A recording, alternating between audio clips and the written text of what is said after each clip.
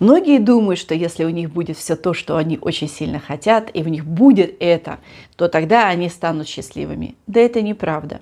Потому что на самом деле вы счастливы совсем от другого.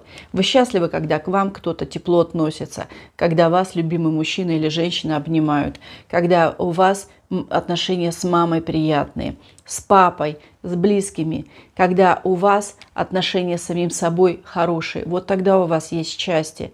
А на самом деле замки, машины счастья не приносят. Я сама прошла весь этот путь.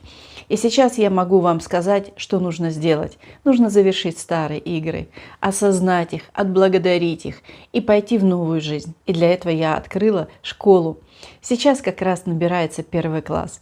Приходите, мы будем с вами завершать ваше старое и открывать новое. Приглашаю в школу.